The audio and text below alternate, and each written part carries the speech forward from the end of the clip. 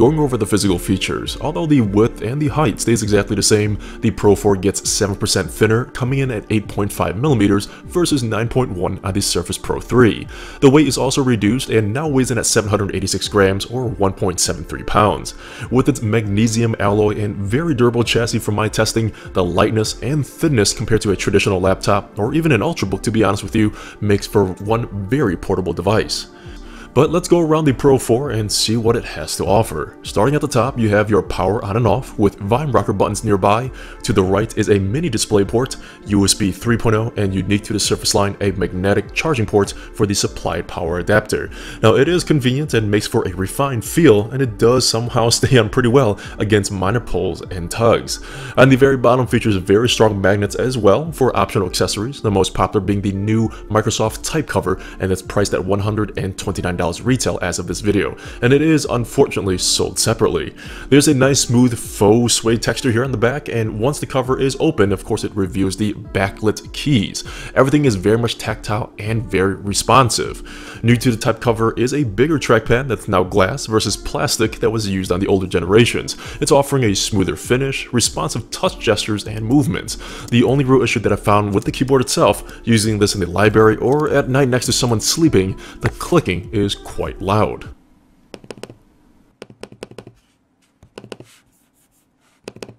But back to the Pro 4 itself, rotating to the left, there's a 3.5mm port for headphones, and last is this little notch in helping you pull out the stand. The metal stand articulates and holds its position very stiff for my testing and lays almost completely flat. I believe it's 150 degrees.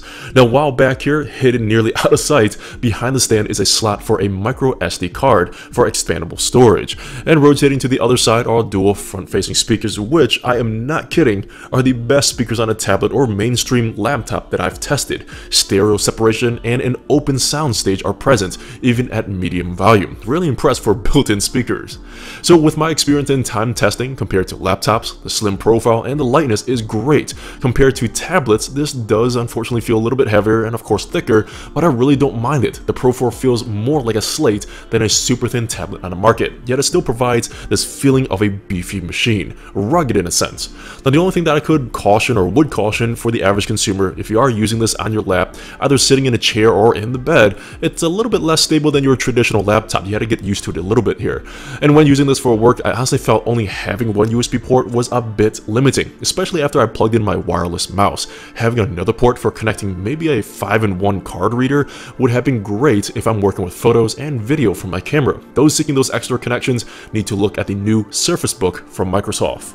But let's move on to the screen, and I haven't forgotten the Microsoft Pen that comes with the Pro 4. Although the size is virtually the same, the screen gets slightly bumped up from 12 inches to 12.3. Now regardless, the screen is still very sharp, vibrant, and accurate. The blacks in movies are dark enough, and I'm relieved to see there's no screen bleeding.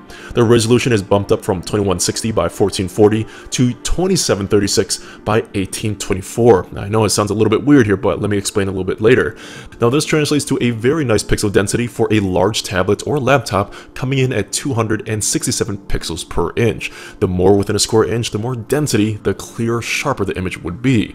The one thing the average consumer needs to be aware about is the screen ratio is not your mainstream 16:9 or even the 4:3. It's actually 3:2, and doing a bit more research on this unique ratio is geared towards those in design, artwork, and other such activities. But web browsing, everyday use, this ratio didn't impact my experience where I noticed something, if anything, that was off. Now, regarding the supplied pen here, the Surface Pro 3 offered 256 levels of sensitivity. With this year's model, we're looking at 1024 levels for improved accuracy and flexibility. A huge leap, making handwriting to drawing on this seem that much more natural. Now, the eraser-like clicker on top opens OneNote so you can jot down information on the fly, and a double click here takes a screenshot of your desktop and brings you into OneNote as well. That way you can scribble all over that screenshot you just took. Now, with the Surface Pro 4, the pen has a strong strong magnet to stick on either side of the surface, and through my testing carrying this around town for a day, the pen actually stayed on. But I'll admit, having peace of mind is quite difficult considering how crucial this pen is on this hybrid. Now regarding software and its experience, I'll put the specs on the screen. This is running Windows 10 with Intel's newest i5 Skylake processor.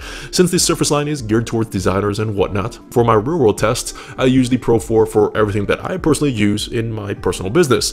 Besides email and heavy web use, multitasking, multiple programs open, they honestly ran perfectly fine. But I want to show my experience with my most demanding apps. That's Adobe Photoshop, Lightroom, and Premiere CC, all demanding programs when you're especially working with huge files.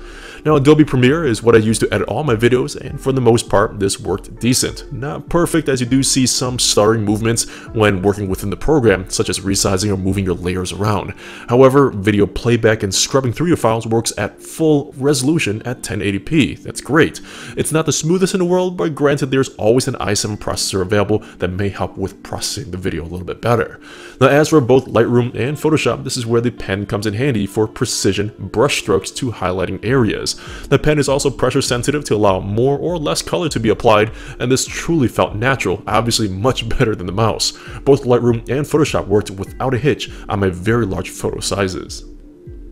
And now those who are interested in gaming, this thing runs actually like a beast for a tablet-like device. Now I'm not aiming for ultra settings, but thoroughly impressed this can play general games like Rocket League here without much issue on high settings without a dedicated graphics card. Testing this with the Sims 4 on ultra settings, it's not the smoothest frame rate for frame rate junkies. You do see some frames clipping, but considering this remains stable, impressed this can play some of the more generic mainstream games today. Tuning this down to high or even medium settings will of course offer you the best results. And last, with the Surface Pro and Pro 2, they did have some heating issues where the rear would become quite hot. The Pro 3 did improve a good bit, and here with the Skylake processor, this does seem to run cooler than its predecessor.